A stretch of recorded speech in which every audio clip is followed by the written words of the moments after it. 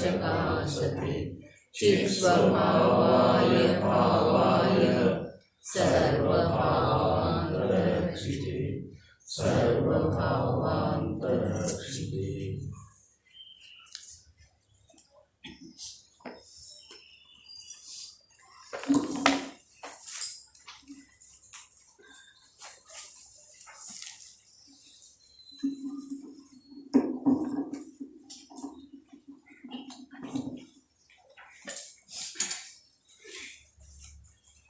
ಭರತ ಕ್ಷೇತ್ರದ ಭಗವಾನ್ ಸ್ವರೂಪವಿರುವಂಥ ಸಮಯಸಾರ ಪರಮಾಗಮದ ಮೇಲೆ ಇಂದಿಗೆ ಸುಮಾರು 1100 ವರ್ಷಗಳ ಪೂರ್ವದಲ್ಲಿ ರಚಿಸಲ್ಪಟ್ಟಂಥ ಆತ್ಮಖ್ಯಾತಿ ಟೀಕೆಯ ಮಧ್ಯದಲ್ಲಿ ಉದಿಸಿ ಬರುವಂಥ ಕಾವ್ಯ ರೂಪದ ಕಲಶಗಳ ಮೇಲೆ ರಾಜಮಲ್ಜಿ ಪಾಂಡೆ ನಾಮದ ಸಮ್ಯಕ್ ದೃಷ್ಟಿ ಮಹಾಪುರುಷ ಬಾಲಬೋಧಿನಿ ಎಂಬ ಹೆಸರಿನ ಟೀಕೆಯನ್ನು ಹಳೆ ಹಿಂದಿ ಭಾಷೆಯೊಳಗೆ 500 ವರ್ಷಗಳ ಪೂರ್ವದಲ್ಲಿ ರಚನೆ ಮಾಡಿದ್ದರು. ಅದರದೇ ಕನ್ನಡ ಸ್ವಾಧ್ಯಾಯ ನಡೀತಾ ಇದೆ. ಪುಣ್ಯ ಪಾಪ ಅಧಿಕಾರದ ಮೊದಲನೇ ಮಂಗಲಾಚರಣೆಯ ರೂಪದ ಕಲಶ ಇದೆ. ತದರ್ಥ ಕರ್ಮ ಶುಭಾಶುಭ ಭೇದತೋ ದ್ವಿತಯತಾಂ ಗತಮೈಕ್ಯಮುಪಾನಯನ್ ಗ್ಲಬಿತ ನಿರ್ಭರ ಮೋಹರಾಚಾಯಂ ಸ್ವಯಂ ವೈದ್ಯವಬೋಧ ಸುಧಾಪ್ಲವ. ಹೇಗಿದೆ ಕರ್ಮವು ದ್ವಿತಯತಾಂ ಗತಂ ಎರಡುತನ ಮಾಡುತ್ತದೆ. ಎಂಥ ಎರಡುತನ? ಶುಭಾಶುಭ ಭೇದತಃ, ಶುಭ ಒಳ್ಳೆಯದು, ಅಶುಭ ಕೆಟ್ಟದ್ದು, ಹೀಗೆ ಭೇದ ಮಾಡುತ್ತದೆ. ಭಾವಾರ್ಥವೂ ಈ ಪ್ರಕಾರವಿದೆ. ಕೆಲವು ಮಿಥ್ಯಾದೃಷ್ಟಿ ಜೀವರುಗಳ ಅಭಿಪ್ರಾಯವೂ ಹೇಗಿರುತ್ತದೆ ಎಂದರೆ, ದಯೆ, ದಾನ, ವ್ರತ, ಭಕ್ತಿ, ಶೀಲ, ಸಂಯಮಾದಿಗಳಿಂದ ದೇಹರೂಪವಾಗಿ ಎಷ್ಟು ಶುಭ ಕ್ರಿಯೆಗಳಿವೆ ಮತ್ತು ಶುಭ ಕ್ರಿಯೆಗೆ ಅನುಸಾರವಾದ ಆ ರೂಪದ ಯಾವ ಶುಭೋಪಯೋಗ ಪರಿಣಾಮಗಳಿವೆ ಹಾಗೂ ಆ ಪರಿಣಾಮಗಳ ನಿಮಿತ್ತದಿಂದ ಬಂಧವಾಗುವಂಥ ಸಾತಾಕರ್ಮ ಮೊದಲಾಗಿ ಯಾವ ಪುಣ್ಯರೂಪ ಪುದ್ಗಲ ಪಿಂಡ ಅವುಗಳು ಒಳ್ಳೆಯವಿವೆ. ಏನು ಹೇಳಿದರೆ, ಪುಣ್ಯರೂಪ ಪುದ್ಗಲ ಪಿಂಡ ಐತಲ್ಲ ಅವುಗಳು ಒಳ್ಳೆಯವೇ. ಇವು 3 ಪುದ್ಗಲ ಪಿಂಡನರೇ. ಯಾವ 3? ಮೊದಲು ಹೇಳಿದರು ದೇಹಾಶ್ರಿತ ಕ್ರಿಯೆ, ಆಮೇಲೆ ಶುಭ ಪರಿಣಾಮ, ಶುಭೋಪಯೋಗ ರೂಪದ ಪರಿಣಾಮ, ಆಮೇಲೆ ಅದರಿಂದ ಬಂಧವಾದಂಥ ಯಾವ ಸಾತಾದಿ ಪುಣ್ಯ ಕರ್ಮದವಲ್ಲ ಅವುಗಳ ಉದಯ. ಅವುಗಳನ್ನು ನಾವು ಒಳ್ಳೆಯದಂಥೇಳಿ ತಿಳಿತೇವೆ ಅಥವಾ ಖಚಿತವಾಗಿ ತಿಳಿತೇವೆ. ವಿಶೇಷಣ ಬಂದರೆ ನೋಡ್ರಿ,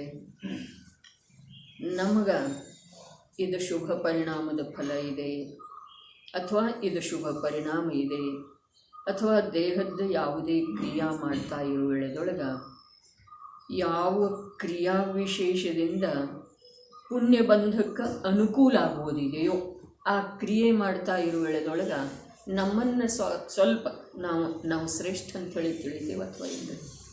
ಆ ಕ್ರಿಯೆ ಮಾಡುವ ವೇಳೆದೊಳಗನು ಶುಭ ಪರಿಣಾಮ ಅಲ್ಲಿ ಜೀವ ಐತಿ, ಅಲ್ಲಿ ಇರುವೆ ಐತಿ ಅಂಥೇಳಿ ನೋಡುವ ವೇಳೆದೊಳಗೆ ಅಥವಾ ಹೇಳುವ ವೇಳೆದೊಳಗೆ ನಾವು ಒಳ್ಳೆಯವರಂಥೇಳಿ ತಿಳಿತೇವೆ ಅಥವಾ ಇಲ್ಲ. ಸಾತಾದ್ದ ಉದಯ ಬಂದ ನಂತರ ಸಾತಾದ್ದ ಉದಯ ನಡೀತಾ ಇರುವ ವೇಳೆದೊಳಗೆ ನಮ್ಮನ್ನು ನಾವು ದೊಡ್ಡವರ ಶ್ರೇಷ್ಠ ಅಂಥೇಳಿ ತಿಳಿತೇವೆ ಅಥವಾ ಇಲ್ಲ. ಆ ಪ್ರಕಾರದ ಯಾವುವು ವಿಕಲ್ಪ ಇರುವುದಿಲ್ಲದೆ, ನನಗೆ ಪುಣ್ಯದ ಉದಯ ಇದೆ, ನಾನೇ ಪುಣ್ಯ ಮಾಡಿದ್ದೇನೋ ಪೂರ್ವಾದಿ ಭವಗಳಲ್ಲಿ, ಎಷ್ಟು ನನಗೆ ಉತ್ಕೃಷ್ಟ ಅನುಕೂಲತೆಗಳಿದ್ದಾವೆ, ಇವು ಯಾವುವು ವಿಕಲ್ಪ ಇಲ್ಲದನ್ನು ಸ್ವಾಭಾವಿಕವಾಗಿ ಅವುಗಳ ಜೊತೆಗೆ ತನ್ಮಯ ಆಗ್ತಾ ಅವುಗಳನ್ನು ಒಳ್ಳೆಯವ, ಅವುಗಳ ಕಾರಣದಿಂದ ನಾನು ಶ್ರೇಷ್ಠ, ನಾನು ಉತ್ತಮ, ಇತರರಿಗಿಂತ ಮೇಲೆ ಅನ್ನುವಂಥದ್ದ ನಮ್ಮಲ್ಲೇ ಸದೈವ ಭಾವ ವರ್ತಿಸ್ತಾ ಇದೆ.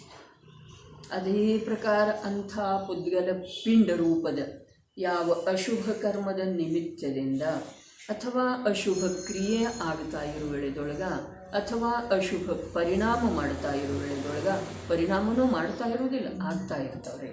ಆ ವೇಳೆದೊಳಗೆ ನಮ್ಮನ್ನು ನಾವು ಸ್ವಲ್ಪ ಹೀನಂಥೇಳಿ ತಿಳಿತೇವೋ ಅಥವಾ ಇಲ್ಲರಿ? ತಿಳಿತೀವಿಯೋ ಅಥವಾ ಇಲ್ಲರಿ? ನಿಶ್ಚಿತವಾಗಿ ತಿಳಿತೇವೆ ರೀ. ಹೀನಂಥೇಳಿ ತಿಳಿತೇವೆ.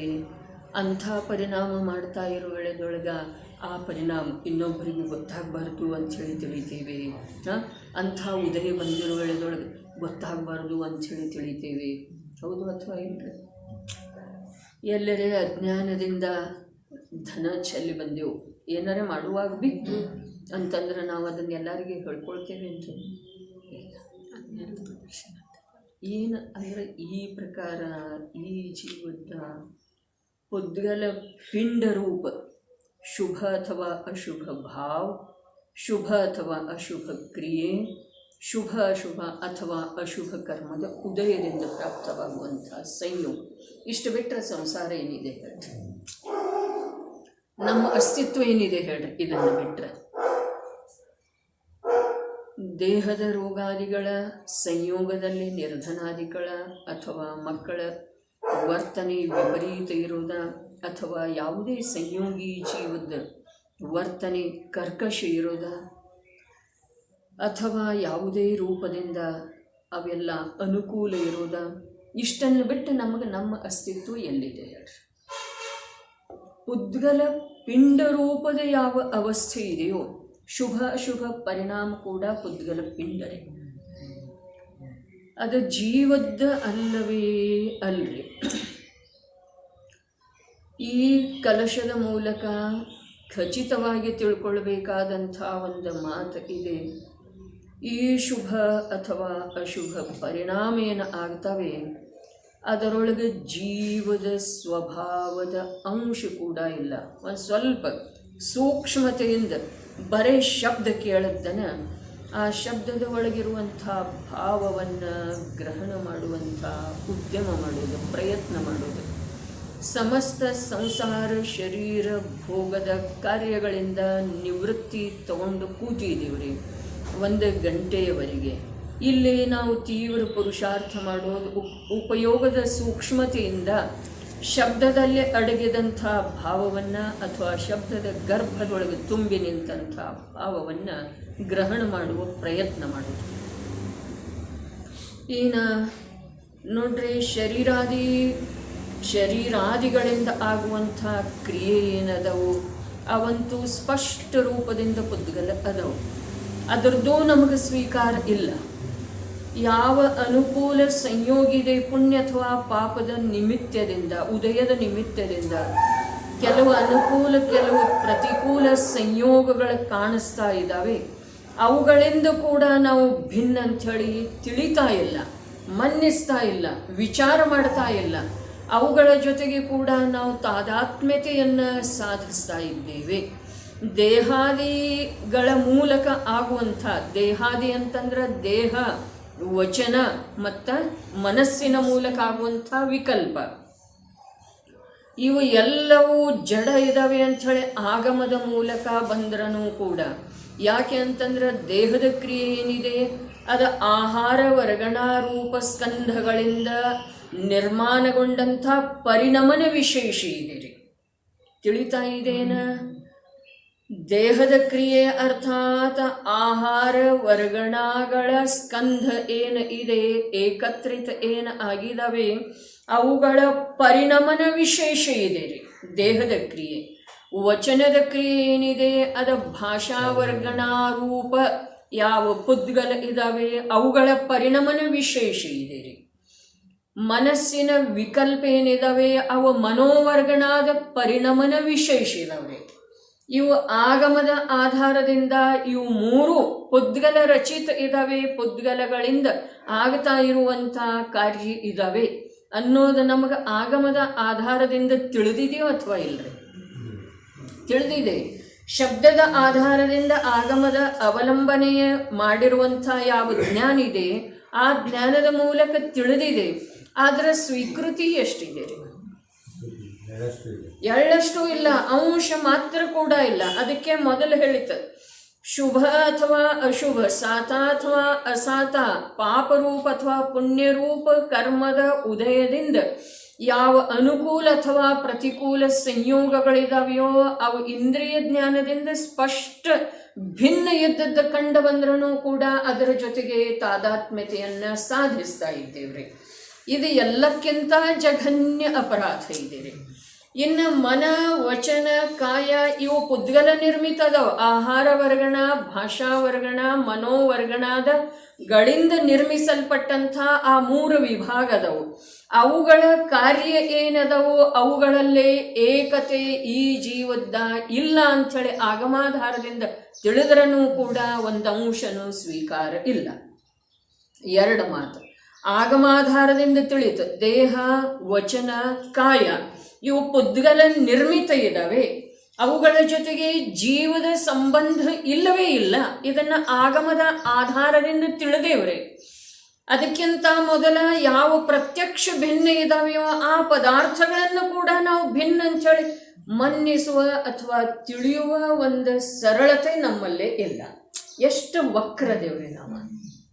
ಯಾವ ಪ್ರತ್ಯಕ್ಷ ಇಂದ್ರಿಯ ಗೋಚರ ಇದ್ದಾವೆ, ಭಿನ್ನ ಕ್ಷೇತ್ರದೊಳಗಿದ್ದಾವೆ, ಅವುಗಳನ್ನು ಕೂಡ ನಾವು ಭಿನ್ನ ಅಂಥೇಳಿ ಶಬ್ದದಿಂದ ಯಾವಾಗಲೇ ಒಂದರ್ಧ ವೇಳೆ ಅಂದಿದ್ದಿರ್ಬೋದು. ಆದರೆ ನಮ್ಮ ಜ್ಞಾನ ಅವುಗಳನ್ನು ಭಿನ್ನ ಚಳಿ ಸ್ವೀಕಾರನ ಮಾಡಿಲ್ಲ.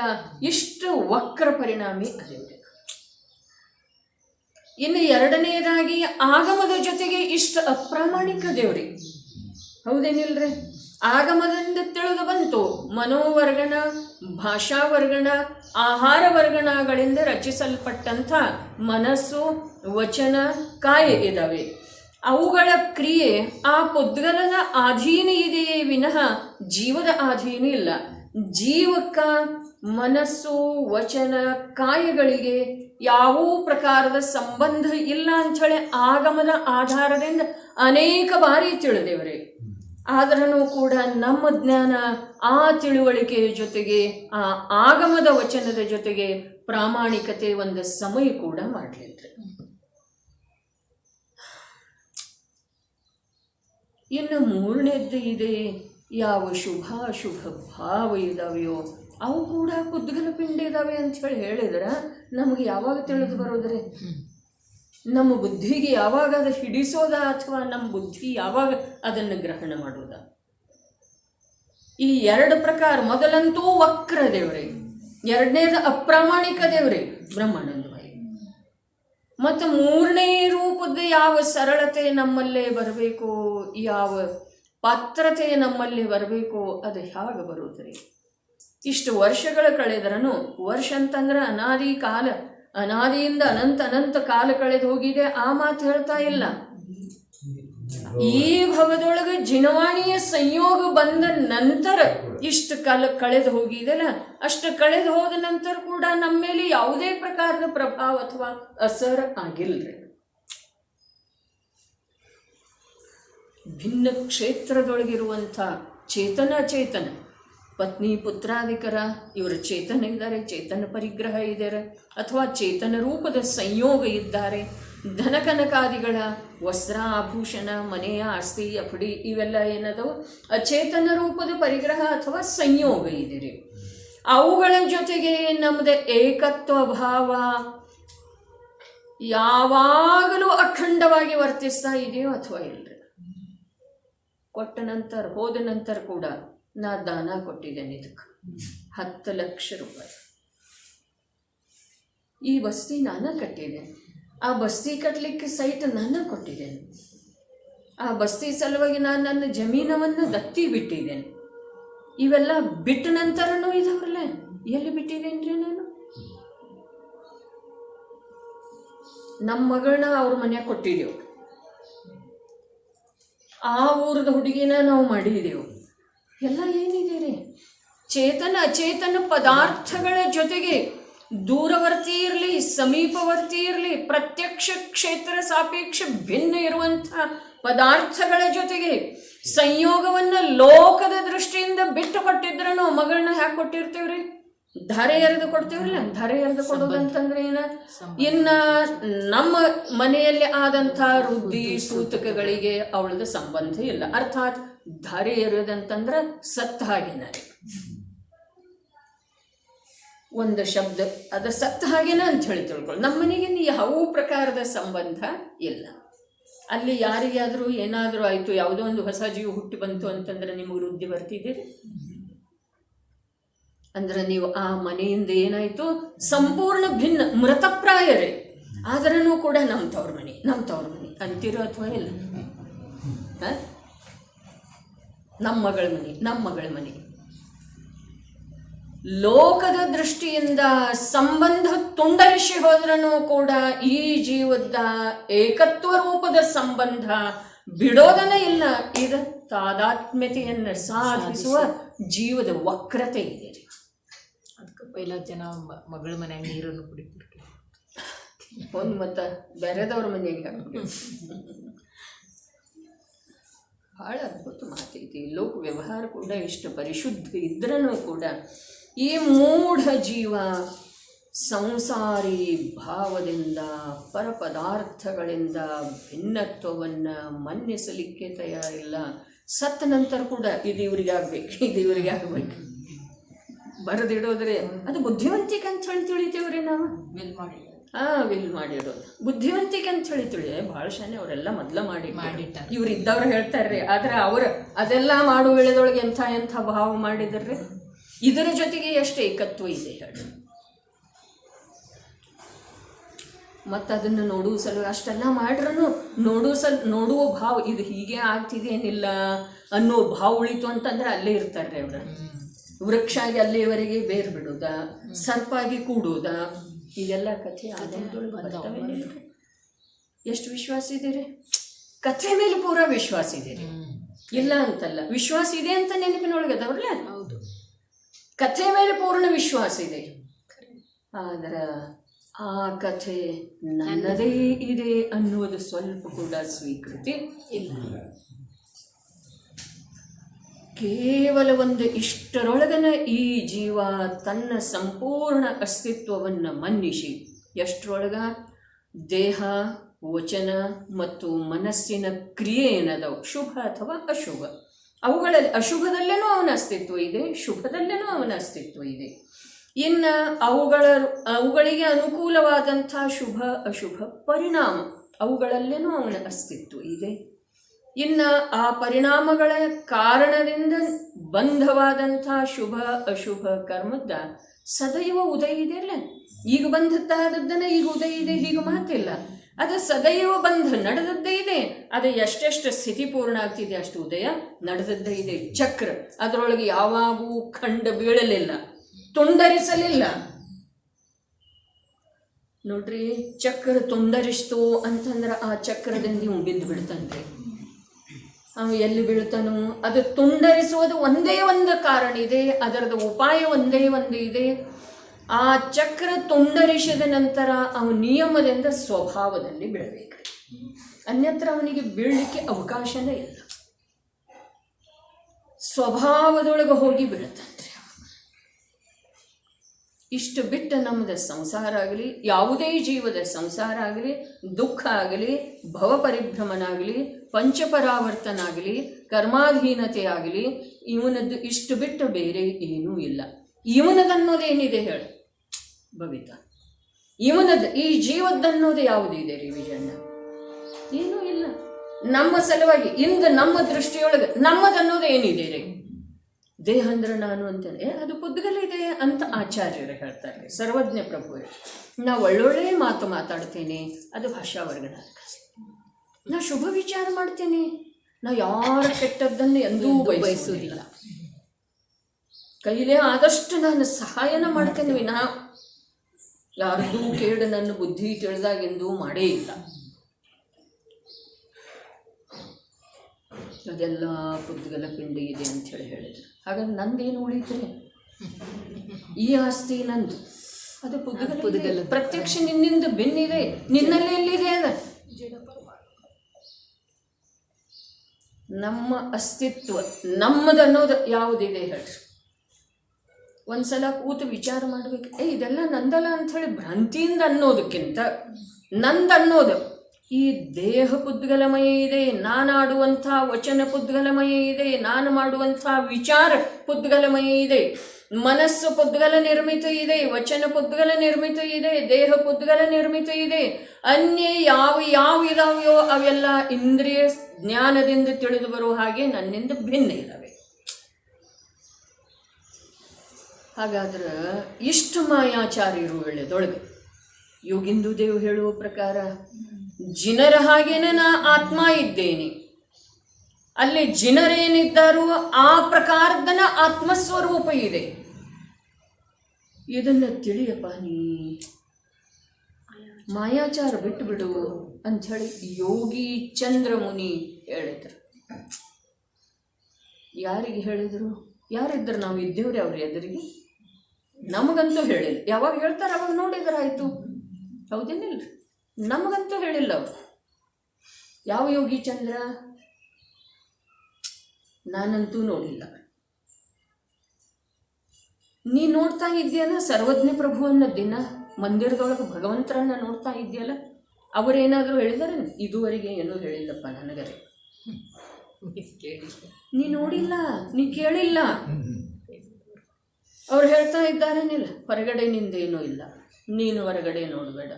ಅವರು ನೆಟ್ಟ ದೃಷ್ಟಿಯಿಂದ ಹೊರಗಂತೂ ಏನು ನೋಡ್ತಾನೇ ಇಲ್ಲ, ದೇಹವನ್ನೂ ನೋಡ್ತಾ ಇಲ್ಲ. ನೋಡ್ತಾ ಇದ್ದಾರೆ? ಅವರ ಕಣ್ಣುಗಳ ಸ್ವಾಭಾವಿಕ ಅವಸ್ಥೆಯಲ್ಲಿ ಸ್ಥಿತ ಇದ್ದಾವೆ. ಅವರ ಉಪಯೋಗದೊಳಗೆ ತಲ್ಲೀನ ಇದೆ. ಅವರ ಸಂಯೋಗದೊಳಗ ಮನೋವರ್ಗಣ ಇದೆ, ಭಾಷಾವರ್ಗಣ ಇದೆ, ಆಹಾರ ವರ್ಗಣ ಇದೆ, ಪರಮ ಔದಾರಿಕ ರೂಪದಿಂದ ಪರಿಣಮಿತ ಆಗಿದೆ ಆ ಶರೀರ. ಆ ದೇಹ ಅನಂತ ನಿಗೋದ ಕಾಯ ಜೀವಗಳಿಂದ ರಿಕ್ತಾಗಿ ಶುದ್ಧ ಆಗಿದೆ. ಇದೆಲ್ಲ ಇದ್ರೂ ಕೂಡ ಅದರಿಂದ ಅವರಿಗೆ ಯಾವ ಪ್ರಕಾರದ ಕಮ್ಮಿತನ ಅಥವಾ ಅಧಿಕತನ ಅನ್ನಿಸ್ತಾನೆ ಇಲ್ಲ. ನಮಗೆ ಎಷ್ಟು ಬೇಗ ಅನ್ನಿಸ್ತಿದ್ದೀರಿ? ಕಾಲೊಳಗೊಂದು ಮುಳ್ಳು ಇರ್ತಿದ್ದೀರಿ, ಅದನ್ನ ತೆಗೆದ ನಂತರ ಎಷ್ಟು ಖುಷಿ ಆಗ್ತಿದ್ದೀರಿ? ಆಗ್ತಿದೇನು ಹೇಳ್ರಿ? ಹಲ್ಲೊಳಗೆ ಏನ್ರಿ ಸಿಕ್ಕೊಂಡಿರ್ತಿದ್ದೀರಿ ಊಟ ಮಾಡುವಾಗ, ಅದನ್ನು ತೆಗೆದ ನಂತರ ಎಷ್ಟು ಖುಷಿ ಆಗ್ತಿದ್ದೀರಿ? ಅಲ್ಲೇನು ಪೇಡೆ ಹಂಚೋದಿಲ್ಲ, ಅದರ ಅನುಭೂತಿ ಆಗ್ತಿದ್ದಾರಲ್ಲ. ಹಾಗಾದ್ರೆ ಅವರಿಗೆ ಆ ಔದಾರಿಕ ದೇಹ ಇದ್ದದ್ದು ಪರಮ ಔದಾರಿಕ ಆಗೋಯ್ತು. ಅವರು ಅದನ್ನು ನೋಡಿದರು, ತಿಳಿದರು ಅಥವಾ ಎಲ್ಲ, ಅವರ ಜ್ಞಾನದೊಳಗ ಪರಜ್ಞೇಯ ರೂಪದಿಂದ ಅದು ಪ್ರಕಾಶಿತ ಆಯ್ತು. ಧರ್ಮ ಇಷ್ಟು ಪರಿಶುದ್ಧ ಇದೆ ಅಲ್ಲ, ನಮ್ಮಲ್ಲೇ ಎಷ್ಟು ವಕ್ರತೆ ಮತ್ತು ಅಪ್ರಾಮಾಣಿಕತೆ ಅದರ ಚರ್ಚೆ ಆಯ್ತು ಇಲ್ಲಿವರೆಗೆ.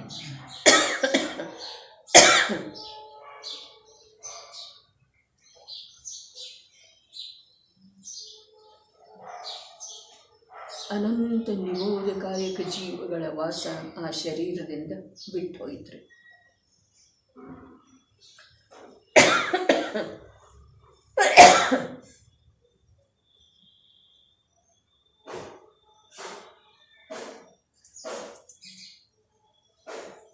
ಆ ಶರೀರ ಭೂಮಿಯಿಂದ ಅಧರ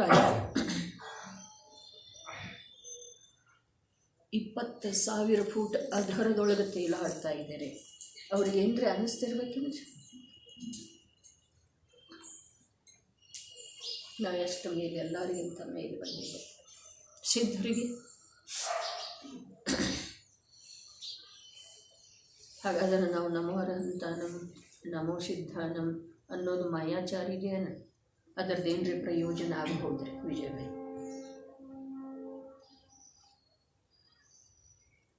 ಪ್ರಯೋಜನ ಏನರ ಆಗಬಹುದೇನ? ಹಾಂ, ಆಗಬಹುದಲ್ಲ. ಏನ? ಸಂಸಾರ ಪ್ರತೀಕವಿವೆ, ಸಮಕಿತವಿಲ್ಲದೆ ನಿನ್ನಯ ವ್ರತವು, ಜಪ ತಪವೆಲ್ಲವೂ ನಿಷ್ಫಲವಿವು.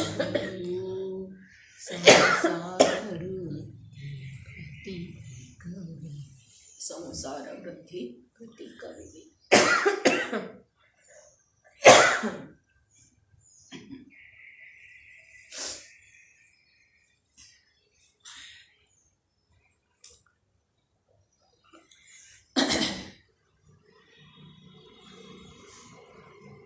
ಎಷ್ಟು ಜಪ ಮಾಡ್ತೀರಿ? ನಮೋಕಾರ ಮಂತ್ರದ ಜಪ ಎಷ್ಟು ಮಾಡ್ತೀರಿ? ಮಾಡಬಾರ್ದು ಅನ್ನೋದಂತೂ ಮಾತನ್ನೇ ಇಲ್ಲ. ಆದ್ರೆ ಅದರ ಫಲ ನಮ್ಗೆ ಎಷ್ಟು ಸಿಗುತ್ತೆ?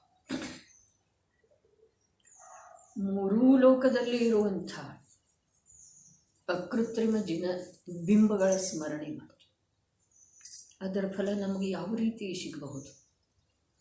ಯಾವ ರೀತಿಯಿಂದ ಸಿಗೋದು ಸಾಧ್ಯ ಇದೆಯನ? ವಚನದ ಕ್ರಿಯೆ ಇದೆ. ಇಲ್ಲಿ ಪುದ್ಗಲ ಪಿಂಡ ಅಂತ ಹೇಳ್ತಾರೆ. ಈ ಮೊದಲೆಂದೂ ಕೇಳಿಲ್ಲ ಅನ್ನೋ ಮಾತಿಲ್ಲ. ಇದೆಲ್ಲ ಪುದ್ಗಲದ ರಚನೆ ಇದೆ ಅಂತ ಹೇಳಿ ಕೇಳಿದರನೂ ಕೂಡ ಒಂದು ಅಂಶನೂ ಸ್ವೀಕಾರ ಮಾಡಿಲ್ಲ. ಇನ್ನು ಈ ಭಾವಾರ್ಥದ ಇಲ್ಲಿಯವರೆಗೆ ಏನು ಚರ್ಚೆ ಆಯ್ತಲ್ಲ, ಪುದ್ಗಲ ಪಿಂಡ ಅವುಗಳು ಒಳ್ಳೆಯವಿವೆ, ಇಷ್ಟೇನು ಚರ್ಚೆ ಆಯ್ತಲ್ಲ, ಇದಕ್ಕೆ ಸಂಬಂಧಿಸಿದ ಹಾಗೆ ಒಂದೇ ಒಂದು ಚಿಂತನದ ವಾಕ್ಯ ಶುಭ ಅಶುಭ ಪರಿಣಾಮಗಳೇನಾಗ್ತವೆ, ಆ ಪರಿಣಾಮಗಳ ಜೊತೆಗೆ ಯಾವ ಜ್ಞಾನದರ್ಶನದ ತಾದಾತ್ಮ್ಯತೆ ಇದೆ ಅದನ್ನು ಬಿಟ್ಟುಕೊಡುವುದರಿಂದನ ಜೀವ ಆಗಲಿಕ್ಕೆ ಸಾಧ್ಯ ಇದೆ. ಅದರ ಜೊತೆಗೆ ತಾದಾತ್ಮ್ಯತೆ ಎಲ್ಲಿಯವರೆಗೆ ಜೀವದ್ದು ಇದೆಯೋ ಅಲ್ಲಿಯವರೆಗೆ ಆ ಪರಿಣಾಮದ ವಿಶೇಷತೆ ಇದೆ, ಜೀವದ ಸ್ವಲ್ಪ ಕೂಡ ವಿಶೇಷತೆ ಇಲ್ಲ. ಸಂಪೂರ್ಣ ತಿರೋಭೂತ. ಶುಭ ಅಶುಭ ಭಾವಗಳ ಶುಭ ಅಶುಭ ಕರ್ಮ ಫಲದ ನಿಮಿತ್ತದಿಂದ ಆಗ್ತವೆ ಅನ್ನೋದು ಕಥನ ಇದೆ. ಆದರೆ ಶುಭ ಅಶುಭ ಕರ್ಮದ ಉದಯದ ಕಾರಣದಿಂದ ಅವು ಆಗುವುದಿಲ್ಲ, ಅವು ಸ್ವತಂತ್ರದವು. ಶುಭ ಅಶುಭ ಕರ್ಮದ ಉದಯ ಸ್ವತಂತ್ರ ಇದೆ. ಒಂದು ವೇಳೆ ಅವುಗಳಲ್ಲೇ ನಿಮಿತ್ತ ನೈಮಿತ್ತಿಕತೆಯನ್ನು ಆಗಮದಲ್ಲಿ ಹೇಳಿದ್ರೂ ಕೂಡ ಅವು ಎರಡೂ ನಿನ್ನಿಂದ ಭಿನ್ನಿದವೆ. ಶುಭಾಶುಭ ಪರಿಣಾಮಕ್ಕೆ ಒಂದು ವೇಳೆ ನಿಮಿತ್ತ ಇರಬಹುದು. ಏನ ಪೂರ್ವೋಪಾರ್ಜಿತ ಶುಭ ಅಥವಾ ಪುಣ್ಯ ಅಥವಾ ಪಾಪದ ಉದಯದ ನಿಮಿತ್ತದಿಂದ ಪ್ರಾಪ್ತವಾದಂಥ ಸಂಯೋಗಗಳ ಶುಭ ಅಥವಾ ಅಶುಭ ಪರಿಣಾಮಕ್ಕೆ ಒಂದು ವೇಳೆ ನಿಮಿತ್ತ ಇರಬಹುದು. ಆದರೆ ಜೀವದ ಜ್ಞಾನ ದರ್ಶನ ಅದರೊಳಗೆ ಏಕ ಆಗಬೇಕು ಅಥವಾ ಭಿನ್ನ ಆಗಬೇಕು. ಅದರ ಸಲುವಾಗಿ ಅವು ಎರಡೂ ಏನೂ ಮಾಡುವುದಿಲ್ಲ. ಹಾಗಾದರೆ ಜೀವ ಆ ಉದಯದಿಂದ ಪ್ರಭಾವಿತ ಆಗುವಂಥ ದುರ್ಬಲ ಇದ್ದಾನೋ ಅಥವಾ ಜೀವ ಶುಭ ಅಶುಭ ಪರಿಣಾಮದ ಜೊತೆಗೆ ಏಕತ್ವವನ್ನು ಸಾಧಿಸುವಂಥ ಅಜ್ಞಾನಿ ಇದ್ದಾನೋ ಅಥವಾ ಜೀವ ಅವು ಎರಡರ ಮಧ್ಯದಲ್ಲಿ ಬಸ ಜ್ಞಾನ ದರ್ಶನ ಮಯನ ಇದ್ದಾನೆ? ಉತ್ತರಂತೂ ಸರಿಯಾಗಿ ಹೇಳ್ತೀರಿ, ನಾನು ಹೇಳ್ತೇನೆ, ತಾವು ಹೇಳ್ತೀರಿ. ಉದಯಕ್ಕೆ ಕಟ್ಟ ಬೀಳುವಂಥ ದುರ್ಬಲತೆ ಅವನಲ್ಲೇ ಏನೂ ಇಲ್ಲರಿ. ತಿಳ್ಕೊಳ್ಳು, ಉದಯ ಬದಲಾಗ್ತಾನೆ ಇರೋದ್ರಿ. ಹಗಲು ರಾತ್ರಿಗಳ ಬಿಸಿಲು ಬೆಳದಿಂಗಳುಗಳ ಯಾವ ಪ್ರಕಾರ ಒಂದನ್ನೊಂದ ಅಟ್ಟಿಸಿಕೊಂಡು ಬರ್ತವೆ, ತಮ್ಮ ತಮ್ಮ ಕಾಲದವರೆಗೆ ತಾವು ಕ್ರಿಯೆ ಮಾಡ್ತವೆ. ಕಾಲ ಪೂರ್ಣ ಆದ ನಂತರ ಮತ್ತು ಬದಲಾವಣೆಯಾಗಿ ಹೋಗ್ತವೆ. ಅವೆಲ್ಲ ಹೇಳ್ತಾ ಇದ್ದಾವೆ ಈ ಜೀವನ ಮರಣ, ಅನುಕೂಲ ಪ್ರತಿಕೂಲ, ಶುಭ ಭಾವ ಅಶುಭ ಭಾವ, ಸುಖ ದುಃಖ, ಇವು ಎಲ್ಲದರಿಂದ ನೀನು ಅತ್ಯಂತ ಅಸ್ಪೃಷ್ಟ ವಸ್ತು ಇದ್ದಿ ಅನ್ನೋದನ್ನು ನೀನು ತಿಳಿಯುವ ಅವಕಾಶ ನಿನಗೆ ಪ್ರಾಪ್ತ ಆಗಿದೆ. ಈ ಪ್ರಕಾರ ಬಿಸಿಲು ಬೆಳದಿಂಗಳುಗಳು ಹೇಳ್ತಾ ಇದ್ದಾವೆ. ಪೌರ್ಣಿಮೆ ಅಮಾವಾಸ್ಯೆಗಳು ಸಾರ್ತಾ ಇದ್ದಾವೆ. ಆದರೆ ನಿಸರ್ಗದ ಈ ಯಾವ ಸೂಚನೆಯನ್ನು, ಈ ಯಾವ ಬೋಧನೆಯನ್ನು ಇವು ನೋಡ್ತಾನೆ ಇಲ್ಲ, ತಿಳಿತಾನೆ ಇಲ್ಲ, ಅದರರ್ಥ ಇವು ಜೀವನ ಇಲ್ಲ. ಇದ್ದರ ಕಾಣಿಸ್ತಿತ್ತಲ್ಲ, ಅದರ ಅರ್ಥ ಇವು ಜೀವನ ಇಲ್ಲ. ಜೀವ ಅಂದ್ರೆ ಏನ? ಜ್ಞಾನ ದರ್ಶನ. ಹಾಗಾದ್ರೆ ಇವನು ನೋಡುವ ತಿಳಿಯುವ ಕಾರ್ಯ ಜೀವಂತಿದೆ ಅಂದ್ರೆ ಏನು? ನೋಡುವ ತಿಳಿಯುವ ಕಾರ್ಯ ದೇಹ ವಚನ ಮನಸ್ಸಿನ ಕ್ರಿಯೆಗಳ ಜೊತೆಗೆ ಶುಭ ಅಶುಭ ಪರಿಣಾಮಗಳ ಜೊತೆಗೆ ಪುಣ್ಯ ಪಾಪದ ಉದಯದಿಂದ ಪ್ರಾಪ್ತವಾದಂಥ ಸಂಯೋಗಗಳ ಜೊತೆಗೆ ಏನಾಗಿ ಹೋಗಿದ್ದೀರಿ? ಸಂಪೂರ್ಣ ತಿರೋಭೂತ ಆಗಿ ಹೋಗಿದ್ದೀರಿ, ಅಭಾವಪ್ರಾಯ ಆಗಿ ಹೋಗಿದ್ದೀರಿ. ಇನ್ನು ಯಾವಾಗ ಎಚ್ಚರ ಆಗುದ್ರಿ? ಯಾವಾಗ ಆಗುತ್ತ?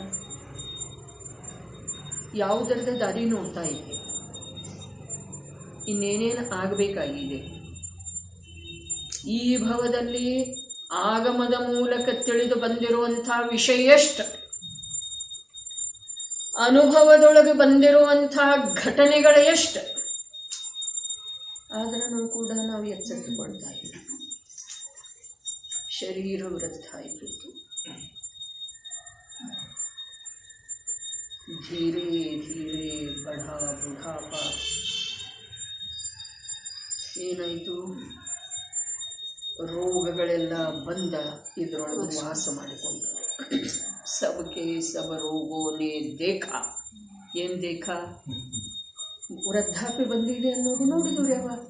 ಸಬಕೆ ಸಬ ರೋಗೋನೇ ದೇಖ, ಡೇರಾ खूब मचाया, रोगो रोगो में निकल गई सारी जिंदगी.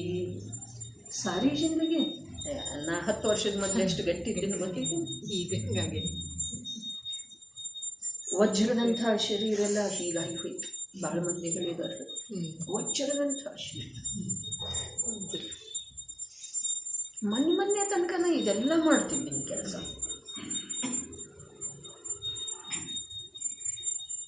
ನಮ್ಮ ಜೀವನ ಎಲ್ಲಿ ಹೋಯ್ತು? ಆ ಸೋತೆ ಮೇಲೆ ಸಾರಿ ಅದರೊಳಗೆ ಏನೇನು ಇದೆ? जन्म लेते ही इस धरती पर ऋतुने रुदन मचाया, भूख भूख चिल आंखें भी न खुलते पाए. ಇನ್ನು ಕಣ್ಣು ತೆರಿಲಾಗಿತ್ತು, ಕಣ್ಣು ನೀನು ತೆರಿಲಾಗಿದ್ದು ಹೀಗಲ್ಲ, ಅವು ಇನ್ನೂ ತೆರ್ಕೊಂಡಿರಲಿಲ್ಲ, ಅವು ನಿನ್ನ ಅಧೀನ ಇಲ್ಲ. ಆ ಅಷ್ಟು ವೇಳೆದೊಳಗೆ ನೀ ಏನು ಮಾಡಿದಿ? ಭೂಕ್ ಭೂಕ್ ಅಂಚಿಲ್ಲ, ರೋತೆ ರೋತೆ ಮೇಲೆ ಕಲ್ಲದ. ಆ ಇಡೀ ಹಾಡ ನಮ್ಮ ಇಡೀ ಜೀವನವನ್ನು ದಿಗ್ದರ್ಶನೆ ಮಾಡಿದೆ. ನಾವು ಹಾಡಿದೇವ್ರಿ ಅದನ್ನು.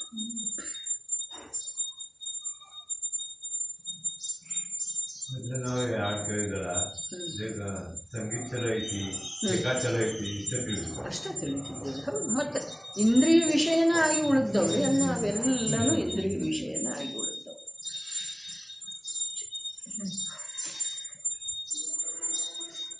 ಕೊನೆಗೆ ಬೋझा ढोते में निकल गई सारी जिंदगी.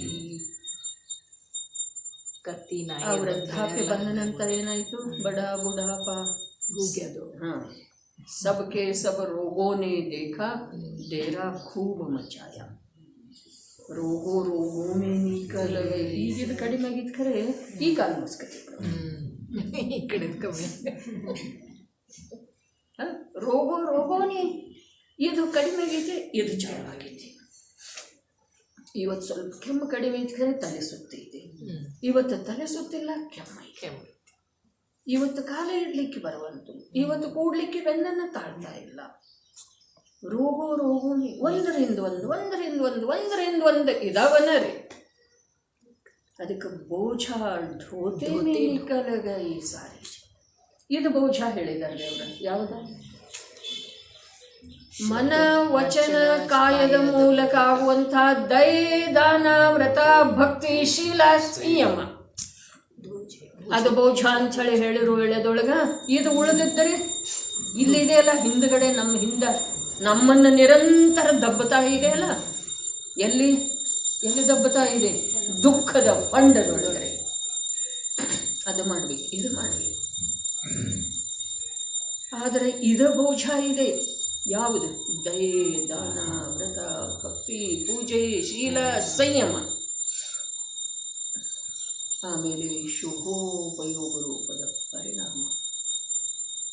ಆಮೇಲೆ ಶುಭ ಕರ್ಮದ ಉದಯದ ನಿಮಿತ್ತದಿಂದ ಎದುರಾಗುವಂಥ ಅನುಕೂಲ ಸಂಯೋಗಗಳ, ಅವುಗಳನ್ನು ಹಿಡ್ಕೊಳ್ಬೇಕಂತಾನೆ, ಅವುಗಳನ್ನು ಇರಿಸಿಕೊಳ್ಬೇಕಂತಾನೆ ಅವು ಜಾರಿ ಹೋಗ್ತವ್ರೆ. ಹಾತಕಿ ರೇತಕಿ ತರಹ ಅಂತೇಳಿ.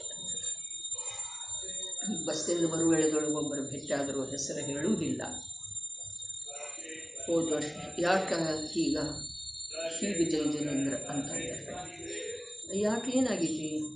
ಹೋದ ವರ್ಷ ಕೋವಿಡ್ ಆಯ್ತು ರೀ, 3 ತಿಂಗಳು ಹಾಸ್ಪಿಟಲ್ ಒಳಗಿದ್ದನು, 6 ತಿಂಗಳು ಮಲ್ಕೊಂಡೇ ಇದ್ದನು, 8 ಲಕ್ಷ ರೂಪಾಯಿ ಖರ್ಚಾದು, ಆರ್ಥಿಕ ಅನುಕೂಲತೆ ಇಲ್ಲ, ಗಂಡ ಸತ್ತು ಹೋದ ಅಂಥದ್ರೊಳಗೆ ನನ್ನ ಸೇವಾ ಮಾಡಿದ, ಆದರೆ ಸತ್ತು ಹೋದ, ಎಷ್ಟು ದುಃಖ ಅಂಥೇಳಿ ಅಳ್ಳಿಕ್ಕೆ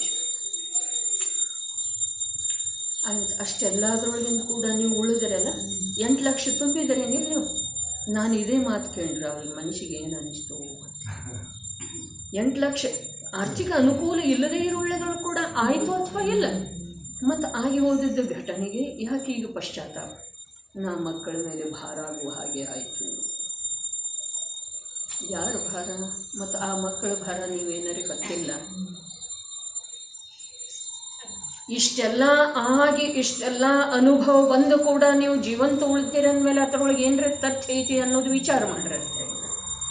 ಇಷ್ಟೆಲ್ಲ ಆಗಿ ಕೂಡ ಕಷ್ಟ ಸಹಿಸಿ ಕೂಡ ಬಹಳ ತ್ರಾಸಾಯಿತು, ಬಹಳ ಧನ ಹೋಯಿತು, ಗಂಡನೂ ಸತ್ತು ಹೋದ, ಚೈತನ್ಯ ಧನ ಹೋಯಿತು, ಜಡ ಧನ ಹೋಯಿತು, ಈ ಆರೋಗ್ಯದೊಳಗೆ ಈ ಪ್ರಕಾರದ ಒಂದು ಅತ್ಯಂತ ಪ್ರತಿಕೂಲತೆ ಬಂತು. ಆದ್ರೂ ಕೂಡ ಜೀವ ಇನ್ನೂ ಇಲ್ಲೇ ಇದ್ದಾನೋ ಅಥವಾ ಇಲ್ಲ? ಬಸ್ಸಿ ಎದುರಿಗೆ ಮನೆ, ಒಂದೊಂದು ದಿವಸ ಹೋಗ್ತೇನ್ರಿ, ಆಗುವುದಿಲ್ಲ ಒಂದೊಂದು ದಿವಸ ಹೋಗ್ಲಿಕ್ಕೆ. ಎಷ್ಟೈತಿ? ಬಾತ್ರೂಮ್ಗೆ ಹೋಗ್ತೇನಿಲ್ಲ, ಅದಕ್ಕಿಂತ 2 ಹೆಜ್ಜೆ ದೂರ ಐತಿ. ನಮಗೆ ಬಂದಿದ್ದಾವೆ ಅಥವಾ ಇಲ್ಲ ಅಂಥ ಪ್ರಸಂಗ, ಅದಕ್ಕಿಂತ ನಿಕೃಷ್ಟ ಪ್ರಸಂಗ ಅನೇಕ ಬಾರಿ ಬಂದಿದ್ದಾವೆ. ಆದ್ರೆ ಬುದ್ಧಿ ಬರಲಿಲ್ಲ. ಮಹಾವೀರ ಭಾಯಿ ಬುದ್ಧಿ ಬರಲಿಲ್ಲ. ಬರೇ ಆಕರ್ಷಣೆ ಅಲ್ಲೇ, ಕರ್ತೃತ್ವ ಅಲ್ಲೇ. ಅದು ಮಾಡ್ತೇನೆ, ನಾ ಸರಿ ಮಾಡ್ತೇನೆ, ನಾ ಸುಖಿ ಆಗ್ತೇನೆ, ನಾ ಇದು ನನ್ನ ಕೈಯೊಳಗನೇ ಐತೆ, ನಾನೇ ಮಾಡ್ತೇನೆ. ಏನು ನಿನ್ನ ಕೈಯೊಳಗೆ ಐತಿ? ಆ ದೇಹ 6 ತಿಂಗಳವರೆಗೆ ಹಾಸಿಗೆ ಮೇಲೆ ಬೀಳುವಂಥ ಪ್ರಸಂಗ ಬಂತು. ಏನು ನಿನ್ನ ಕೈಯೊಳಗಿದೆ? ನಮಗಷ್ಟ ಈ ಪ್ರಕಾರದ ಕರ್ತೃತ್ವ ಬುದ್ಧಿಯನ್ನು ಆ ಜೀವಕನು ಇತ್ತರೆ, ಈಗಾದರೂ ಇದೆ ಅಥವಾ ಇಲ್ರಿ? ಹಾಗಾದ್ರೆ ಇದೆಲ್ಲ ಬುದ್ಧಗಲ ಪಿಂಡದೊಳಗೆ ನಮ್ದು ಜೀವನೆಲ್ಲ ಕಳೆದು ಹೋಗ್ತಾ ಇದೆ ರೀ. ಇದನ್ನು ಬಿಟ್ಟು ನಮ್ಮ ಅಸ್ತಿತ್ವ ಏನಿದೆ ಹೇಳ್ರಿ? 3 ಬಿಟ್ಟು ಮನ ವಚನ ಕಾಯದ ಶುಭಾಶುಭ ಕ್ರಿಯೆ ಅವು ಸ್ವತಂತ್ರದಾವ್. ಕೈ ಜೋಡಿಸ್ಬೇಕಂತ ಹೇಳಿ ಭಾವ ಇದ್ರೆ ಇಷ್ಟು ಕೈ ಜೋಡಿಸ್ಲಿಕ್ಕೆ ಅವ್ರಿಗೆ 2-3 ಮಿನಿಟ್ ಐತ್ರಿ.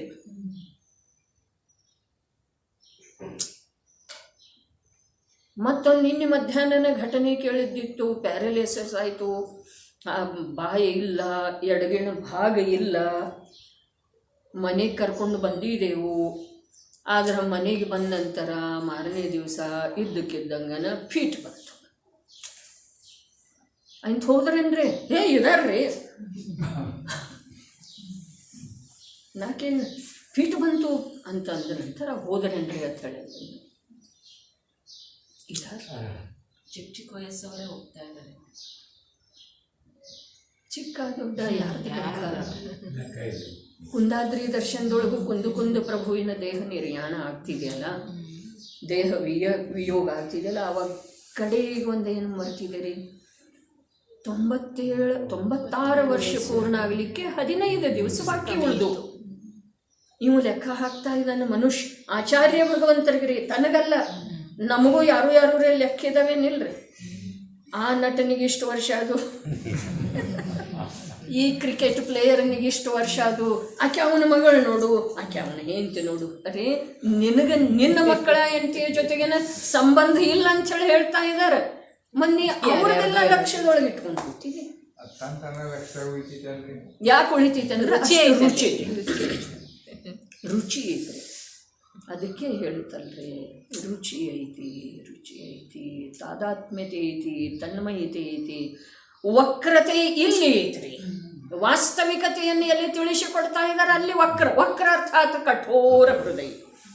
ವಕ್ರ ಅಂತಂದ್ರೆ ಏನ್ರಿ? ವಕ್ರ ಅರ್ಥಾತ್ ಕಠೋರ. ಅದರೊಳಗೆ ಮೃದುವಾದಂಥ ಜಿನವಚನಗಳ, ಅಮೃತ ಸದೃಶ ಜಿನವಚನಗಳ ಪ್ರವೇಶ ಮಾಡುವುದಿಲ್ಲ. ಅಂಥ ಕಠೋರ ಹೃದಯ ದೇವ್ರೆ. ನಾವು ಜಿನವಚನ ತಿಳಿದ್ರೂ ಕೂಡ ಮನ್ನಿಸುವುದಿಲ್ಲ. ಅಂಥ ಅಪ್ರಾಮಾಣಿಕ ದೇವ್ರೆ. ಅವೆರಡೂ ಶಬ್ದದ್ದು ವಿಚಾರ ಮಾಡೋದು.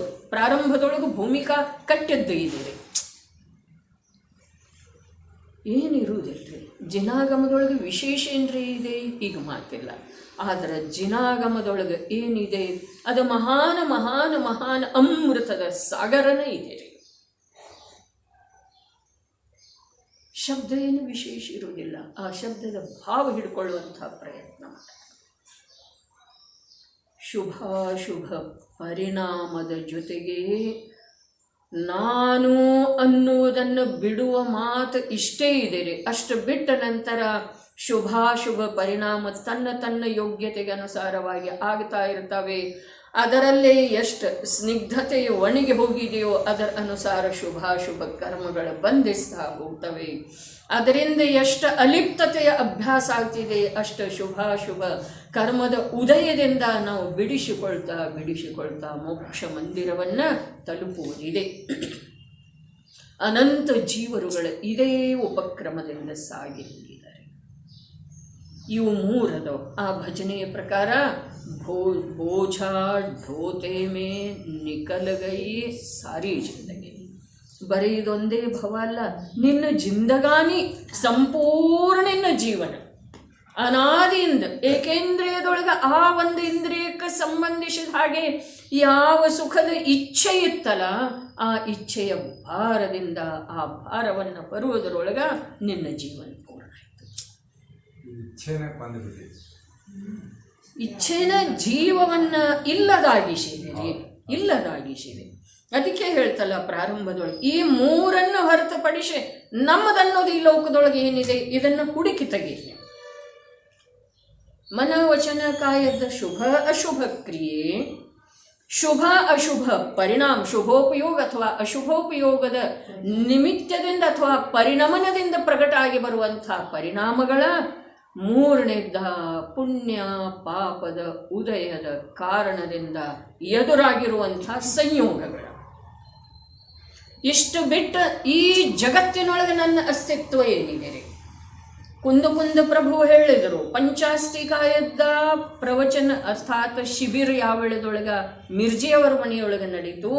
ಆ ವೇಳೆದೊಳಗೆ ಅಪ್ಪಾಜಿ ಹೇಳಿದರು, ದ್ರವ್ಯ ಅನಂತ ಗುಣ, ಅಸಂಖ್ಯ ಪ್ರದೇಶದೊಳಗೆ ವ್ಯಾಪ್ತ ಇರುವಂಥ ಅನಂತ ಗುಣಗಳ ಜೊತೆಗೆ ಅಭೇದವಿರುವಂಥ ದ್ರವ್ಯ ಗುಣ ಮತ್ತು ಪ್ರತಿ ಸಮಯಕ್ಕೆ ಹೊರಡುವಂಥ ಪರ್ಯಾಯ, ಈ ಮೂರನ್ನು ಬಿಟ್ಟ ಲೋಕದೊಳಗೆ ನಿನ್ನ ಅಸ್ತಿತ್ವ ಏನಿದೆ ಅಂಥೇಳಿ ಅವರು ಕೇಳಿರ್ರಿ. ಇಂದ ಅದಕ್ಕೆ ಪ್ರತಿಸ್ಪರ್ಧಿಯಾಗಿ ಈ ಮಾತಿದೆ, ಈ ಮೂರನ್ನು ಹೊರತುಪಡಿಸಿ ನಮ್ಮ ಅಸ್ತಿತ್ವ ಎಲ್ಲಿದೆ ಹೇಳ್ರಿ? ಆ ಮೂರರಿಂದ ಹೊರತುಪಡಿಸಿ ನಿನ್ನ ಅಸ್ತಿತ್ವ ಈ ಯಾವುದರೊಳಗನು ವಿಶ್ವದೊಳಗೆ ಎಲ್ಲೂ ಇಲ್ಲ ಅಂತ ಹೇಳಿದರು. ಆದರೆ ಅಜ್ಞಾನಿ ಜೀವಕ್ಕ ಈ ಮೂರನ್ನು ಹೊರತುಪಡಿಸಿ ತನ್ನ ಅಸ್ತಿತ್ವ ಎಲ್ಲೂ ಕಾಣಿಸಲೇ ಇಲ್ಲರಿ. ಯಾವ ಮೂರ? ಮನ ವಚನ ಕಾಯದ ಶುಭಾಶುಭ ಕ್ರಿಯೆ, ಶುಭ ಅಥವಾ ಅಶುಭ ಪರಿಣಾಮ ಮತ್ತು ಪುಣ್ಯ ಅಥವಾ ಪಾಪದ ಉದಯದಿಂದ ಎದುರಾಗಿರುವಂಥ ಸಂಯೋಗ. ಇಷ್ಟು ಬಿಟ್ಟರೆ ನನ್ನ ಪ್ರಪಂಚ ಯಾವುದಿದೆ ಹೇಳ್ರಿ? ಅಲ್ಲಿ ವಸ್ತು ಸಾಪೇಕ್ಷಂತೂ ದ್ರವ್ಯ ಗುಣ ಪರ್ಯಾಯವನ್ನು ಹೊರತುಪಡಿಸಿ ಜೀವದ ಏನೂ ಇಲ್ಲ ಅಂಥೇಳಿ ಅವರು ಹೇಳಿದ್ದಾರೆ. ಆದರೆ ಇದನ್ನು ಬಿಟ್ಟ ನಮ್ಮ ಅಸ್ತಿತ್ವ, ನಮ್ಮ ಇರುವಿಕೆ ನಮ್ದನ್ನೋದು ಏನಿದೆ ಹೇಳ್ರಿ? ನಾ ಪುಣ್ಯ ಮಾಡಿದೇನು, ನಾ ಬಹಳ ಪಾಪ ಮಾಡಿದೇನು? ನೋಡ್ರಿ, ಈ ಪುಣ್ಯ ಪಾಪ ರೂಪದ ಪರಿಣಾಮ ನನಗಂಥ ಅನುಕೂಲತೆ ಇದೆ, ಇಂಥ ಅನುಕೂಲತೆ ಇದೆ, ನನ್ನ ದೇಹದೊಳಗೆ ಬಲ ಹೀಗಿದೆ, ನನ್ನ ದೇಹ ಈ ಪ್ರಕಾರ ಸುಂದರ ಇದೆ, ನನ್ನ ಹತ್ರ ಇಷ್ಟ ಆಸ್ತಿ ಇದೆ, ನನ್ನ ಮಾತನ್ನು ಇಷ್ಟು ಜನರು ಕೇಳ್ತಾರೆ, ಒಂದು ಮಾತು ಹೇಳಿದ್ರೆ ಸಾಕು ಎಲ್ಲರೂ ಓಡಿ ಬರ್ತಾರೆ. ಅದರೊಳಗೆ ನಿಂದೇನಿದೆಪ್ಪ ನಾವು ನೋಡಬೇಕಲ್ಲ, ವಿಚಾರ ಮಾಡಬೇಕು. ನನ್ನ ಮಗ ನಾ ಹಾಕಿದ ಗೆರೆ ದಾಟುವುದಿಲ್ಲ, ನಿನಗದರಿಂದ ಏನು ಲಾಭ ಆಗೋದು? ನೀ ಆ ಮಗನನ್ನು ಬಿಟ್ಟು ಹೋಗುವ ವೇಳೆದೊಳಗೆ ಏನು ತಗೊಂಡು ಹೋಗ, ಬಿಟ್ಟು ಹೋಗ ಅಥವಾ ಇಲ್ಲ. ನಮ್ದು ಇಚ್ಛೆ ಇರಲಿ ಇಲ್ಲದಿದ್ದರೆ ಇರಲಿ, ಹೋಗೋದು ಅನಿವಾರ್ಯ ಇದೆ ರೀ. ಹಾಗಾದ್ರೆ ನಾವು ತಗೊಂಡು ಹೋಗುವಂಥದ್ದೇನಿದೆ? ಶುಭಾಶುಭ ಕರ್ಮ ಇದೆ ಅಲ್ಲ, ಅದ ನಮ್ಮದು ಇದೆ ರೀ. ಲೋಕದೊಳಗೆ ಹೇಳ್ತಾರಲ್ಲ, ಬರೋದೊಂದು ಚಲೋ ಕೆಟ್ಟ, ಚಲೋ ಮಾಡ್ಬೇಕು ನೋಡಪ್ಪ. ಹಾಗಾದ್ರೆ ಆ ಚಲೋ ಅವನಿಗೆ ಚಲೋ ಮಾಡ್ತಿದೆ ಅಂದರೆ, ಅವನಿಗೆ ಒಳ್ಳೆಯದು ಮಾಡ್ತಿದೆ ಅಂದರೆ ಅದ ಏನ ಅವನನ್ನು ಬಂಧನದೊಳಗಿರಿಸಿ ಪರವಶನ ಮಾಡ್ತಿದ್ದೀರಿ ಅದು ಮತ್ತು ಜನ್ಮಕ್ಕೆ ಕಾರಣ. ಅದಕ್ಕೆ ಈ ಮೂರನ್ನು ಹೊರತುಪಡಿಸಿ ನಮ್ಮದನ್ನೋದು ನಾವು ಏನು ಗಳಿಸಿದ್ದೇವೆ ಅಥವಾ ತಿಳಿದಿದ್ದೇವೆ ಅಥವಾ ಏನಿದೆ ಇಷ್ಟು ವಿಚಾರ ಮಾಡೋದು. ಆ ಮೂರಂತೂ ಸುಲಭ ಆಯ್ತಾರೆ, ಕೇಳಿದೆವು ಹೌದಂದೇವ್ರಿ. ಆದರೆ ಈ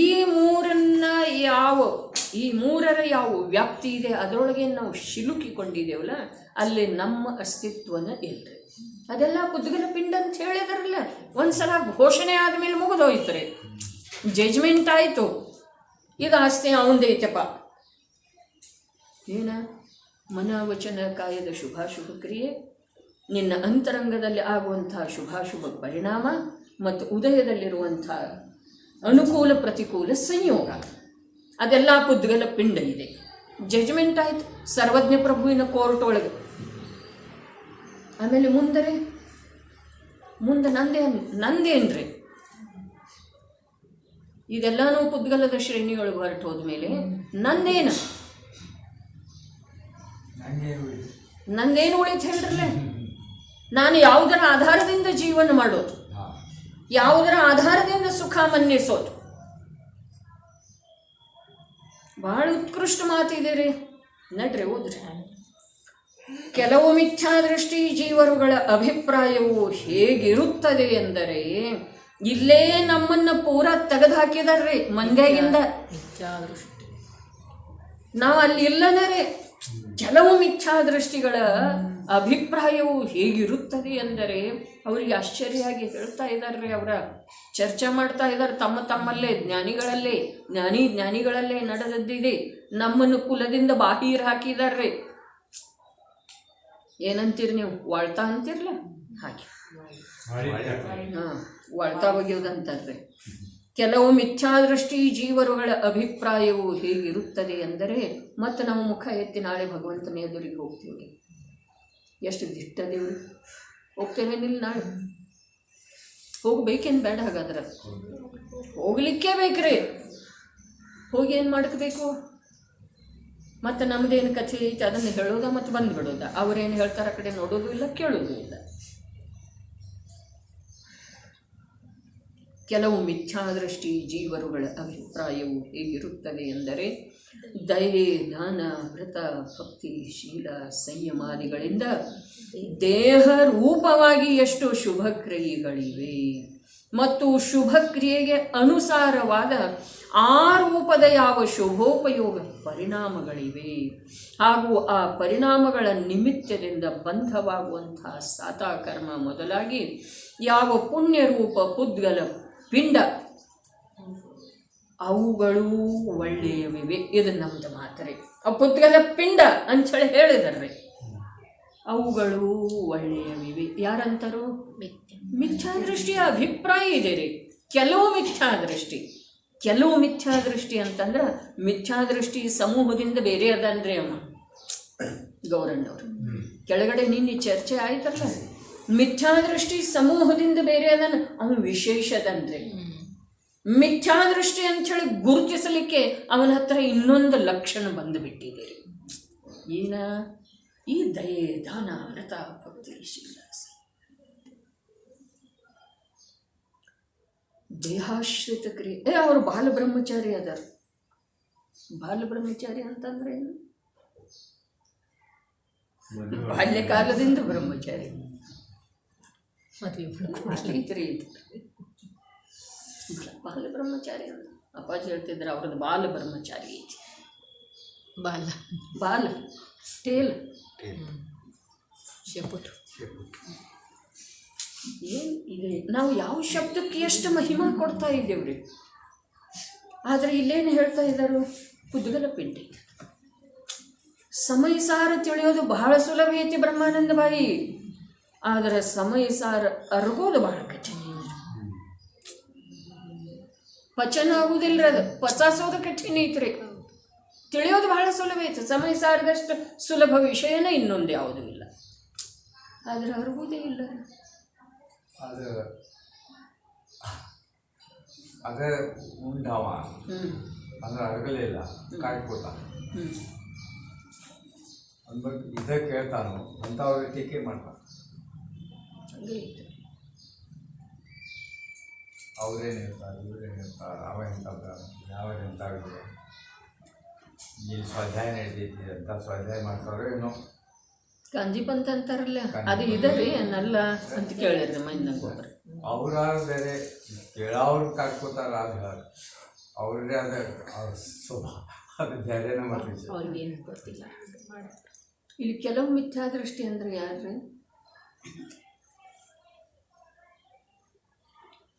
ಅದರೊಳಗೆ ಎದ್ದು ಕಾಣುವಂಥವ್ರು ಅದೇವ್ರಿ ನಾವು.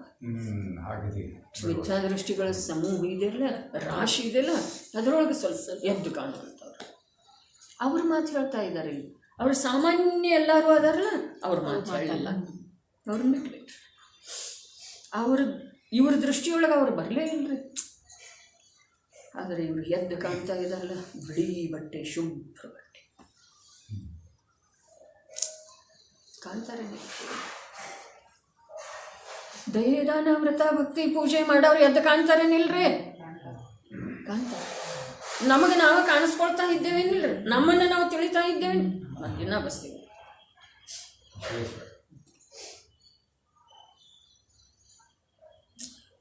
ಈ ಕೆಲವು ಮಿಥ್ಯಾದೃಷ್ಟಿ, ಗಿಣಿ ಚುಣಿ ಮಿಥ್ಯಾದೃಷ್ಟಿ ಭಾಳ ಅದ್ಭುತ ಅಂತಂದ್ರೆ ಏನ, ಇಲ್ಲಿ ಯಾವ ಪ್ರಕಾರದ ಅಪೀಲ್ ಇಲ್ಲ ನೋಡ್ರಿ. ಎಂಥ ದೊಡ್ಡ ಮನುಷ್ಯ ಇದ್ರೂ ಕೂಡ ವಿಚಾರ ಮಾಡಲಿಕ್ಕೆ ವಿವಶ ಆಗ್ತಾನೆ. ಹಾಗಾದ್ರೆ ನಾವು ದಡ್ಡ ಕೂಡ ಇಲ್ರಿ. ಹಾಗಾದರೆ ವಿಚಾರ ಮಾಡುತ್ತೀರ. ಇವು ಮೂರೂ ಪುದ್ಗಲ ಪಿಂಡ ಅಂತೇಳಿ ಹೇಳಿದರು. ಮುಂದೇನು ಹೇಳಿದರು? ಅವು ಒಳ್ಳೆಯವಿವೆ. ನೀವು ಜೀವರೇ ಅವು ಒಳ್ಳೆಯವಿಲ್ಲವತ್ತಂದ್ರೆ ಯಾವನ್ನ? ಪುದ್ಗಲ ಪಿಂಡ. ಪುದ್ಗಲ ಶಬ್ದದೊಳಗ ಅವು ಒಳ್ಳೆಯವಿವೆ ಅನ್ನೋದರ ಹಿಂದೆ ಯಾವ ಪುದ್ಗಲ ಪಿಂಡ ಶಬ್ದ ಇದೆಯಲ್ಲ, ಆ ಪುದ್ಗಲ ಪಿಂಡ ಶಬ್ದದೊಳಗ ಇವನ ಮಿಥ್ಯಾ ದೃಷ್ಟಿತ್ವದ ತಿರಸ್ಕಾರ ಇದೆಯೋ ಅಥವಾ ಪುದ್ಗಲದ ಮಹಿಮೆ ಇದೆ? ಇವನ ಮಿಥ್ಯಾ ದೃಷ್ಟಿದ ತಿರಸ್ಕಾರ ಇದೆ. ಮಿಥ್ಯಾ ದೃಷ್ಟಿ ಅಂಥೇಳಿ ಯಾಕೆ ಹೇಳಿದರು? ಯಾವುದು ಪುದ್ಗಲ ಪಿಂಡ ಇದೆಯೋ, ಪುದ್ಗಲ ನಿಜವಾಗಿ ಪುದ್ಗಲ ಅಂತಂದ್ರೇನ? ಪೂರಣಗಲನ ಸ್ವಭಾವ, ಪೂರಣಗಲನ ಸ್ವಭಾವ, ಪೂರಣಗಲ. ಉಂಡು ತಿಂದು ದಷ್ಟಪುಷ್ಟ ಆಗ್ತಿದೆ, ಆಮೇಲೆ ತಿನ್ನಿಸಿದ್ರು ಉಣಿಸಿದ್ರು ಕೃಷ ಕುರು, ಅದಕ್ಕೆ ಪುದ್ಗಲ. ತನ್ನಷ್ಟಕ್ಕೆ ತಾನಾದೇನಾಗ್ತಿದೆ? ಪೂರಣಗಲ. ಪೂರಣಗಲ ಶುಭಾಶುಭ ಭಾವಗಳು ಒಮ್ಮೆಮ್ಮೆ ಏನಾಗ್ತವೆ? ಒಮ್ಮೆಮ್ಮೆ ಅತ್ಯಂತ ಉನ್ನತ ಸ್ಥಿತಿಗೆ ಹೋಗ್ತವೆ, ಒಮ್ಮೆಮ್ಮೆ ಏನೂ ಇಲ್ಲ ಅನ್ನೋರು ಹಾಗೆ ಆಗ್ತವೆ.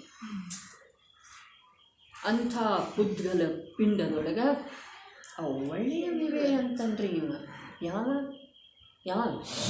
ಯಾವನೋ ಮಿಥ್ಯಾದೃಷ್ಟಿ, ವಿಶೇಷ ಮಿಥ್ಯಾದೃಷ್ಟಿ ಅನ್ನೋನವ್ರೆ.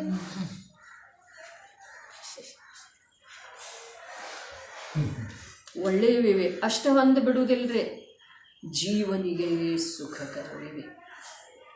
ಜೀವನಿಗೆ ಅಂದ್ರೆ ತನಗ ಅಂತೋ ಅಥವಾ ಎಲ್ಲ ಜೀವಗಳಿಗೆ ಅವು ಸುಖಕರ ಇದ್ದಾವೆ, ಜೀವ ಮಾತ್ರರಿಗೆ ಅವು ಸುಖಕರ ಇದ್ದಾವೆ ಅಂಥೇಳಿ ತಿಳಿತಾನ್ರಿ. ಅಂಥೇಳಿನ ಅದರದ್ದು ಉಪದೇಶ ಮಾಡ್ತಾನ್ರಿ, ಆಚಾರ್ಯತ್ವ ಮಾಡ್ತಾನ್ರಿ. ಅದರೊಳಗೆ ಗೌಡರಮಲ್ಜಿ ಶಬ್ದ ಹೇಳಬೇಕಾದ್ರೆ ಆಚಾರ್ಯತ್ವ ಮಾಡ್ತಾನೆ, ಅದರದೇ ವಿನಿಮಯ ಇದೆ. ಒಳ್ಳೆಯವಿವೆ, ಜೀವನಿಗೆ ಸುಖಕರವಿವೆ. ಹಿಂಸೆ ವಿಷಯ ಕಷಾಯ ರೂಪದ ಎಷ್ಟು ಕ್ರಿಯೆಗಳಿವೆ, ಆ ಕ್ರಿಯೆಗಳಿಗೆ ಅನುಸಾರವಾದ ಅಶುಭೋಪಯೋಗ ರೂಪ ಸಂಕ್ಲೇಶ ಪರಿಣಾಮಗಳಿವೆ. ಆ ಪರಿಣಾಮಗಳ ನಿಮಿತ್ತದಿಂದ ಆಗುವಂಥ ಯಾವ ಅಸಾತ ಕರ್ಮಗಳನ್ನು ಮೊದಲುಗೊಂಡು ಪಾಪ ಬಂಧ ರೂಪದ ಪುದ್ಗಲ ಪಿಂಡ ಮುಗಿತು. ಅವೆಲ್ಲವೂ ಕೆಳಕು ಇವೆ. ಇವು ವಿಚಾರಕ್ಕೆ ಸ್ವತಂತ್ರ. ಅವು ಪುದ್ಗಲ ಪಿಂಡದವು, ಇದು ವಸ್ತು ಸ್ವರೂಪ. ಇವು ತನ್ನ ನೋಡುವ ದೃಷ್ಟಿ, ವಿಚಾರ ಮಾಡುವಂಥ ವಿಚಾರ ಶಕ್ತಿ, ಅನುಭವ ಮಾಡುವಂಥ ಚೈತನ್ಯ ಅನುಭವನ ಶಕ್ತಿ, ಇದು ಇವನಿಗೆ ಬಿಟ್ಟಿದ್ರೆ ಇದು ಇವನಲ್ಲೇ ಇದೆ. ಏನ ಅವು ಒಳ್ಳೆಯವಿಲ್ಲ, ವಾಯು ಕೆಟ್ಟು ಅವು ಒಳ್ಳೆಯವಿಲ್ಲ, ಅವು ಕೆಡಕು ಇವೆ, ಜೀವನಿಗೆ ದುಃಖ ಮಾಡುವಂಥವಿವೆ ಎಂದು ಯಾವ ಜೀವರುಗಳು ಮನ್ನಿಸುತ್ತಾರೆ ಅವರ ಕುರಿತು ಹೇಳುವುದೇನೆಂದರೆ, ಹೇಗೆ ಅಶುಭ ಕರ್ಮವು ಜೀವನಿಗೆ ದುಃಖವನ್ನುಂಟು ಮಾಡುತ್ತದೆ, ಹಾಗೆಯೇ ಶುಭ ಕರ್ಮವು ಕೂಡ ಜೀವನಿಗೆ ದುಃಖವನ್ನೇ ಕೊಡುತ್ತದೆ. ಕರ್ಮದಲ್ಲಂತೂ ಯಾವುದೂ ಒಳ್ಳೆಯದಿಲ್ಲ. ನೋಡೋಣ ಚರ್ಚೆ.